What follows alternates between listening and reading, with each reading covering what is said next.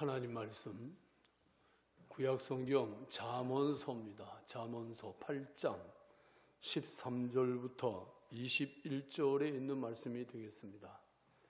제가 가지고 있는 성경은 구약서 918조 잠언 8장 13절에서 21절에 있는 말씀을 우리 다 같이 합독하도록 하시겠습니다. 13절부터 시작. 여호와를 경외하는 것은 악을 미워하는 것이라. 나는 교만과 거만과 악한 행실과 패역한 입을 미워하느니라. 내게는 계략과 참 지식이 있으며 나는 명철이라. 내게 능력이 있으므로 나로 말미암아 왕들이 치리하며 방백들이 공의를 세우며 나로 말미암아 재상과 존귀한 자 곧 모든 의로운 재판관들이 다스리느니라. 나를 사랑하는 자들이 나의 사랑을 입으며 나를 간절히 찾는 자가 나를 만날 것이니라. 부귀가 내게 있고 장구한 재물과 공의도 그러하니라. 내 열매는 금이나 정금보다 나오며 내 소득은 순은보다 나으니라. 나는 정의로운 길로 행하며 공의로운 길 가운데로 다니나니 이는 나를 사랑하는 자가 재물을 얻어서 그 곳간에 채우게 하려 함이니라. 아멘. 할렐루야. 한 주간 평안하셨지요? 우리 주변이 아직도 이 코로나19로 인해서 어떤 나라들은 이제 코로나에서 벗어나기 시작한다 하는 나라들도 있지만 그건 소수에 불과하고, 그러나 이 세계가 같이 벗어나야지 어디 한 곳에만 벗어난다고 다 벗어나는 것도 아니고 그런 상황이에요. 또 우리나라도 지금 확진자 수가 주는 게 아니라 자꾸 늘어나는 듯한 이런 모습을 보이죠. 너무 길게 가다 보니까 사람들이 자꾸 지치고, 그러다 보니까 또 자꾸 밖으로 나가게 되고 만나게 되고, 그래서 또 확진자가 늘어나는 이런 상황이에요. 이게 완전히 벗어날 때까지 우리가 참고 견딜 수밖에 없고 함께 기도할 수밖에 없습니다.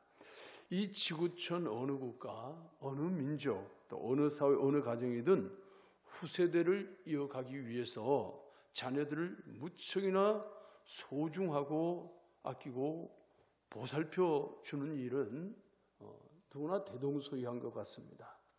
이들은 우리 사회와 또 교회와 가문의 미래를 짊어지고 나갈 귀한 인재들이기 때문에 그저 지나가는 대로 그냥 스쳐 지나갈 수가 없어요.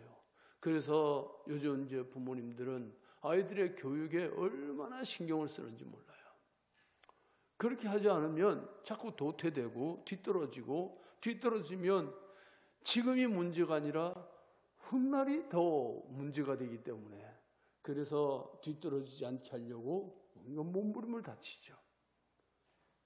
그래도 좀 여건이 되는 부모님들은 좀 낫지만 그나마 여건이 안 되는 부모들 입장에서는 애를 태우는 거예요. 그런 모습들을 많이 볼 수가 있습니다. 그런데 중요한 것은 어떻게 가르치고 어떻게 본을 보이느냐에 따라서 사회와 국가와 교회에 대한 귀한 동량이 될 수도 있고, 때로는 가룟유다처럼 차라리 나지 아니하였으면 좋을 뻔했다 하는 이런 사람으로 전락할 수도 있기 때문에 이 자녀들의 교육은 아무리 강조해도 지나치지가 않습니다. 교회도 마찬가지예요. 교회도 신앙교육을 어릴 때부터 제대로 시켜주지 않으면 안 된다는 거예요. 우리가 캐톨릭을 알지만 캐톨릭은 아주 어릴 때부터 교회에 맡겨놓으면 완전히 늙어 죽도록까지 캐톨릭 신자가 되게 만들어버려요. 그렇게 아주 세뇌 교육이 얼마나 집요한지 모릅니다. 그런데 교회는 그런 부분에서 상당히 약해요. 약하다 보니까 어릴 때는 부모님에 의해서 신앙생활하고 또 교회도 나오고 또 친구에 의해서 교회도 나오고 그렇게 했는데 사회생활을 하면서 그만 예수님을 벗어나 버리는 이런 일들이 굉장히 많아요. 물론 그렇게 교회를 다녔어도 예수님을 인격적으로 만나본 게 아니기 때문에 그렇지만 어쨌든 어릴 때부터 예수님을 인격적으로 만날 수 있도록 돕는 것도 역시 교회가 할 일이고 또 신앙의 부모님들이 해야 될 일입니다. 오늘은 전국교회가 어린이 주일로 지키는 날입니다. 주님은 어린이들을 무척이나 사랑하셨습니다. 왜 그럴까요? 그 이유는 이 어린이들의 때묻지 아니한 아름다움, 또 하나님의 자녀로서의 무한한 성장 가능성, 이런 것을 우리 주님은 보셨겠지요. 더 나아가서 하나님의 나라를 향한 새로운 소망과 보호받아야 할 위치에 있기 때문에도 우리 주님은 어린아이들을 그렇게 귀히 여기시고 사랑하셨어요. 제자들은 아이들이 시끄럽게 보채고 또 울기도 하고 떼도 쓰고 이러니까 이 아이들이 좀 이런 장소에서 떠났으면 하고 아이들을 물리치고 데려가라 그러고 제자들은 그랬어요. 그러나 예수님께서는 어린 아이들이 내게 오는 것을 용납하라는 거예요. 용납하라는 거예요. 그러면서 너희도 천국에서 이 어린 아이들과 같이 아니하면 천국에서 큰 자가 될 수가 없다라고 말씀하시죠. 그러면서 어린 아이들을 그렇게 귀히 여기셨어요. 근데 우리는 하나님 앞에서 어린 아이와 같은 존재들입니다. 어린 아이들이 그러한 것처럼 우리도 하나님으로부터 보호받아야 될 존재예요. 어린아이들이 부모의 보호를 받아야 되고 사회의 보호를 받아야 되는 것처럼 우리들도 하나님의 보호를 받아야 되는 존재들이다, 그런 말입니다.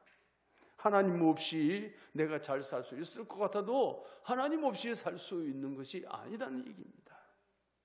그렇기 때문에 하나님으로부터 지혜를 받아서 이 세상을 슬기롭게 헤치고 나갈 그런 하나님의 자녀들이 되어져야 될 줄로 믿습니다. 오늘 본문의 말씀은 이 지혜를 의인화시킵니다. 그리고 이 지혜는 사실은 영이신 성령을 소개하는 말씀이에요. 그래서 이 시간에는 성령의 지혜를 사모하라 하는 지하에서 말씀의 은혜를 나누기를 원합니다. 첫째는 성령은 여호와를 경외하게 하는 영이시다 하는 것입니다. 여호와를 경외한다는 것은 악을 미워하는 것이라고 성경이 말씀합니다. 13절에 여호와를 경외하는 것은 악을 미워하는 것이라. 나는 교만과 거만과 악한 행실과 배어간 입을 미워하느니라. 우리 하나님이 악을 미워하신다는 거예요. 그러니까 여호와를 경외하는 것은 하나님이 미워하는 악을 같이 미워하는 거예요. 악을 미워하는 것이 바로 여호와를 경외하는 삶이다. 여호와를 경외한다 그러면서 악과 더불어 산다면 그건 여호와를 경외하는 게 아니라는 것이죠. 여호와를 경외하는 것은 악을 미워하는 것으로 나온다는 이야기입니다. 그러면 어떻게 하여야 악을 미워할 수 있을까 하는 것입니다. 성령이 내 속에서 강력하게 역사해 주시면 자동으로 악을 미워하게 돼요. 왜 그러냐? 성령은 하나님의 영이기 때문에 하나님이 싫어하는 걸 성령이 싫어해요. 하나님이 미워하는 걸 성령이 미워합니다. 그런데 주의 성령이 내 속에 오셔서 뜨겁게 강하게 역사하시면 자동으로 이 속에서부터 악을 미워하고 밀어내게 돼 있다 말이에요. 그러니까 죄가 가까이 올 수가 없는 거예요. 악이 가까이 올 수가 없는 거예요. 성령이 내 안에서 역사하시면 하나님으로부터 겸손의 은혜가 오지요. 겸손의 은혜가 임하면 교만도 거만도 다 사라지게 돼 있어요. 그건 제 얼씬도 할 수가 없어요. 성령의 지혜가 임하면 이렇게 선한 삶을 살아가게 되는 것입니다. 성령의 지혜가 임하면 하나님이 기뻐하시는 삶을 살게 돼 있어요. 그래서 악한 행실이 물러가는 것입니다. 오늘 본문 14절에서 16절 말씀을 우리 다시 한번 같이 읽습니다. 시작. 내게는 계략과 참 지식이 있으며 나는 명철이라. 내게 능력이 있으므로 나로 말미암아 왕들이 치리하며 방백들이 공의를 세우며 나로 말미암아 재상과 존귀한 자 곧 모든 의로운 재판관들이 다스리느니라.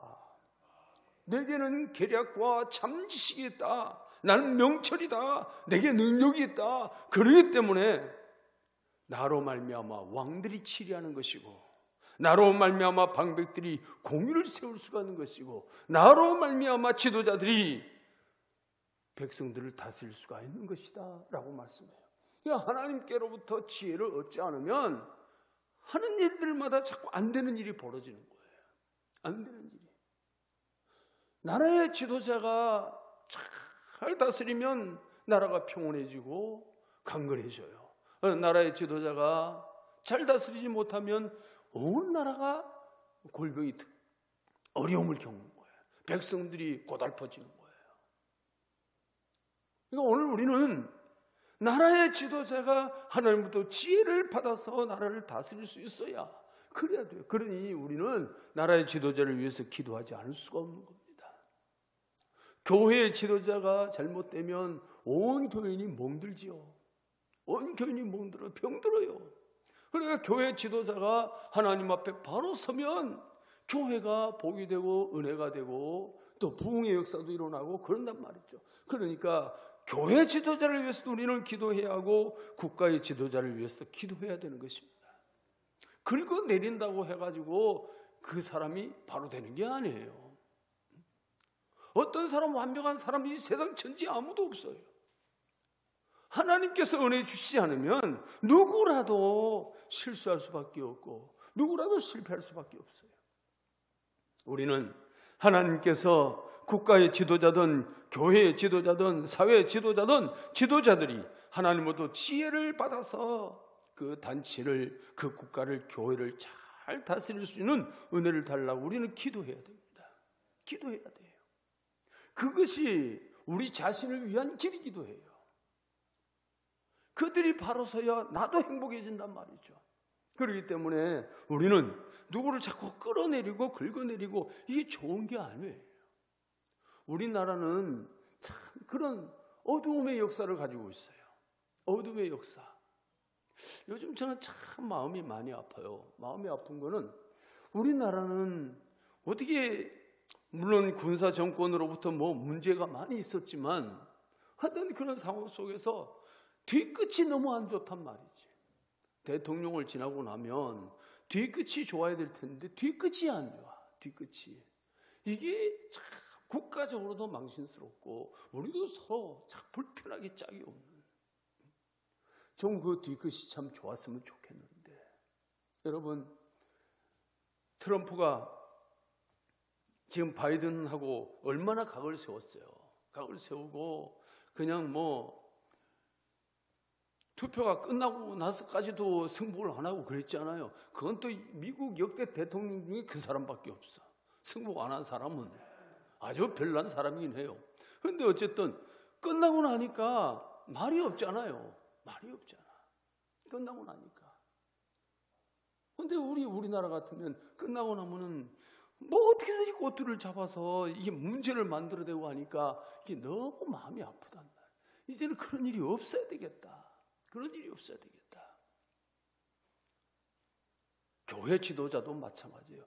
교회 지도자도 우리가 위해서 자꾸 기도를 해줘야 돼요. 기도를 해줘야지 안 좋은 거를 안 좋다고 자꾸 긁어내리면 그게 상처만 생기고 아무 도움이 되질 않아요. 서로에게 도움이 안 돼. 우리가 어린 자녀들을 이제 앞으로 길러내는 이 상황 속에서 어린 자녀들의 이 심성이 곱고 아름답게 성장되도록 해야 합니다. 곱고 아름답게. 그렇게 성장되도록 해야 이 자녀들이 커서 이 사회에 아름다운 모습으로 세워가는 거예요. 그렇지 않으면 어릴 때부터 보고 배운 것이 그런 것이면 그들이 성장해서도 그렇게 할 수밖에 없어요. 제가 신학교 다닐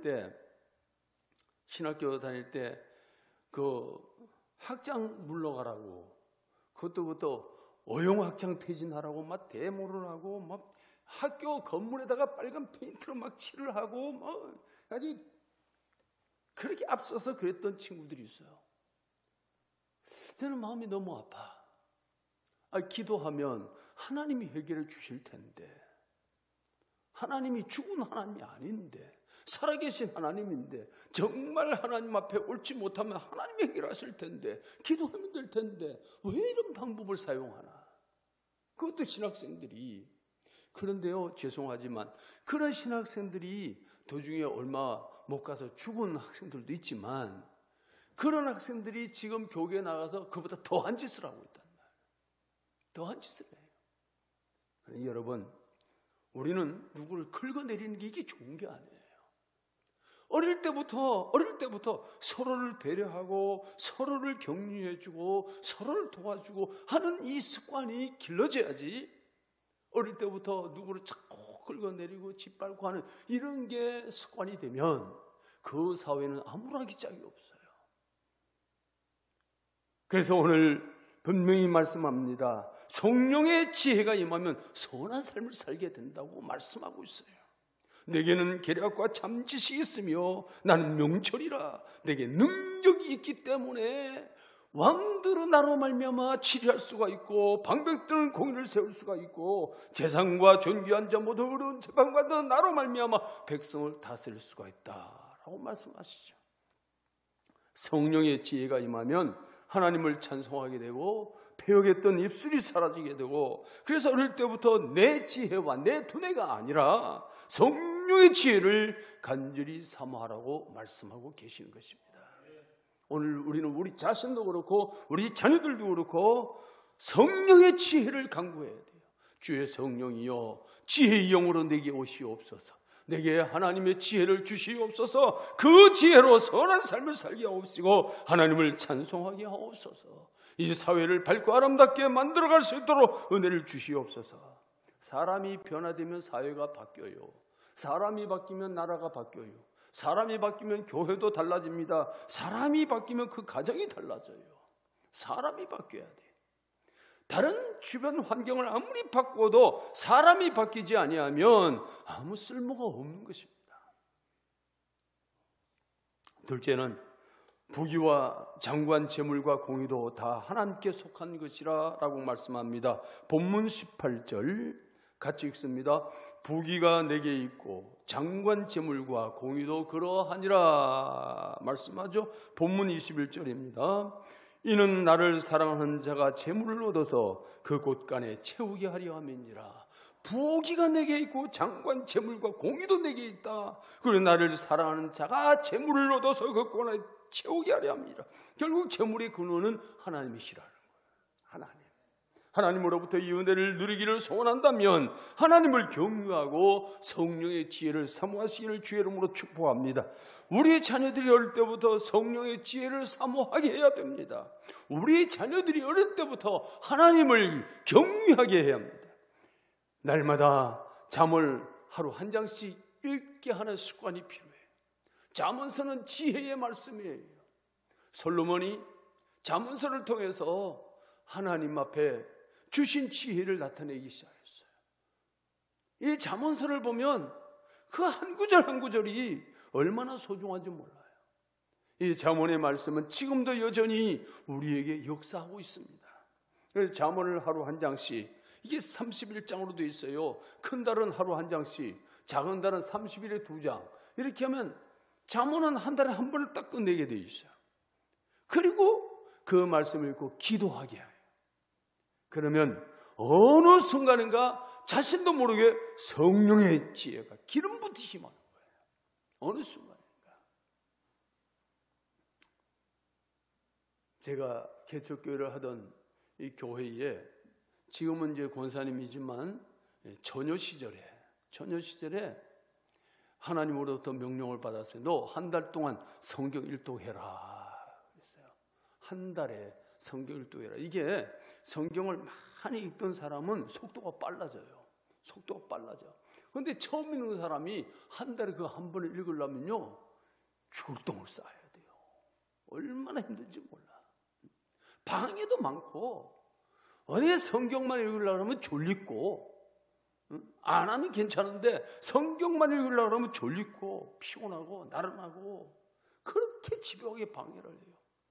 그런데 이 아가씨가 한 달 동안 성경을 읽으라는 그 명령에 순종하기 위해서 안에 들어앉아가지고 성경, 밥 먹는 시간 외에는 성경, 그런데 그걸 결국은 하나님의 감동에 순종을 했어요. 한 달에 일독을 했어. 그런데 하나님께서요, 그 이유는 이 아가씨에게 지혜를 주셨어요. 그러니까 모든 하는 일들이 하나님이 지혜를 주시니까 지혜로 해나가는 거예요. 온 가정이 예수 그리스도 안에서 믿음으로 살게 하고, 그 남편 되는 집사님도 안수 집사님인데 성격이 속된 말로는 지랄 같고, 좋은 말로 하면은 또 그렇고, 하여간 이 성격이 그렇게 좋은 성격이 못 돼요. 한번 또 뭐 자기가 옳다고 생각하면은 다른 사람 얘기 다 틀린 거니까. 그렇다. 그런데 결혼을 해가지고 이 와이프가 참 지혜롭게 하니까 그런 사람을 만들어가는 거예요. 그런 사람을 만들어가요. 그러니까 지금은 결혼할 때는 뭐 이러쿵 저러쿵 해가지고 뭐 남자가 뭐 별소리를 다 그랬는데, 지금은 아주 그렇게 좋아해. 부부가 금슬이 좋아요.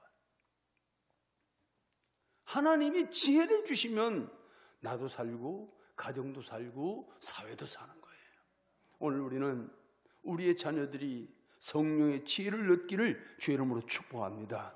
우리도 성령의 지혜를 받아서 하나님의 뜻을 이루어야 된다는 거예요. 본문 19절 말씀 봅시다. 성령의 지혜를 얻는 것이 어떤 은혜가 있는지 19절 읽습니다. 내 열매는 금이나 정금보다 나으며 내 소득은 순금보다 나으니라.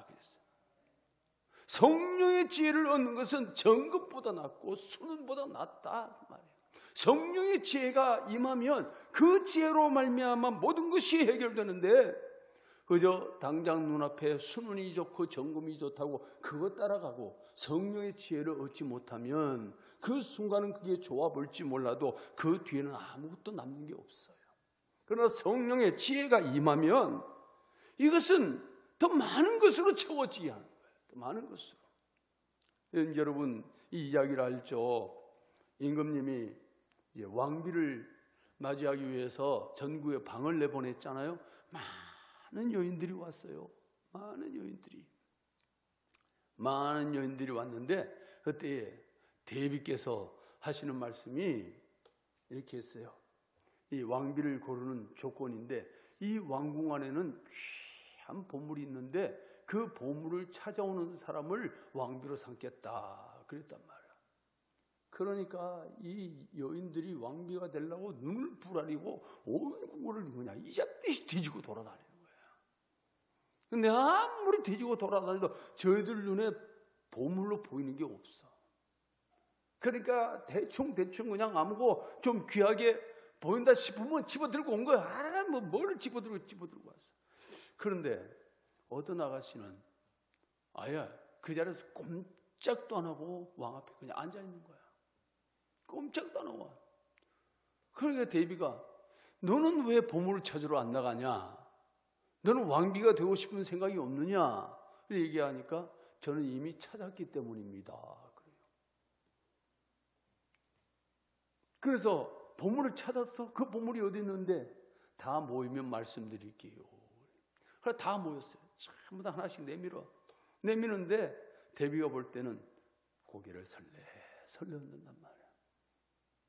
그래가지고 빈손으로 앉아있는 그 아가씨에게 너는 어떤 보물을 찾았길래 지금 그렇게 뜸을 들이냐 한번 봐라 그랬더니 네, 그 보물은 바로 제 앞에 앉아 계시옵니다. 바로 왕이 나의 보물입니다. 그러니까 데이비가 활짝 웃으면서 내가 바로 봤다. 그렇죠. 왕보다 더 귀한 보물이 어디 있겠어. 지금 무엇을 이야기하느냐 하면은 성령의 지혜를 얻는 것이 가장 큰 보물을 얻는 거다 그 말이에요. 성령의 지혜를 얻는 것이. 성령의 지혜가 오면 그 다음은 일사천리 해결이 된단 말이죠. 우리는 성령의 지혜를 날마다 구하시기를 주 이름으로 축복합니다. 그러면 성령의 지혜는 누구에게 오시느냐? 누구에게 임하느냐? 이게 이제 중요한 거 아니겠어요? 성령의 지혜를 받는 것이 중요한데 누구에게 임하시느냐? 오늘 본문 17절에서 말씀하고 있습니다. 다 같이 읽습니다. 시작. 나를 사랑하는 자들이 나를 사랑을 입으며 나를 간절히 찾는 자가 나를 만날 것이니라. 아멘. 나를 사랑하는 자가 나의 사랑을 입고 나를 간절히 찾는 자가 나를 만나게 될 것이다. 성령의 지혜는 누구에게 옵니까? 간절히 사모하는 자에게 온다는 거예요. 하나님을 사랑하는 자에게 하나님의 사랑이 임하고 성령의 지혜를 간절히 찾는 자에게 성령의 지혜가 임하는 것입니다. 오늘 우리는 성령의 지혜를 사모하는, 그래서 성령의 사랑을 얻고 간절히 찾음으로 그 은혜를 입는 거룩한 역사가 있기를 주의 이름으로 축복합니다. 그러므로 우리 성도들은 성인이나 어린 자녀들이나 청년들이나 갈 것 없이 성령의 지혜를 간절히 사모해야 합니다. 성령의 지혜를 받아서 하나님을 온전히 경외해야 됩니다. 하나님으로부터 장관 재물도 얻고 더욱 겸손히 주님을 섬길 수 있기를 원합니다. 하나님의 이름을 더 영화롭게 하는 성도가 되시기를 예수님의 이름으로 축복합니다. 예수님의 이름으로 축복합니다.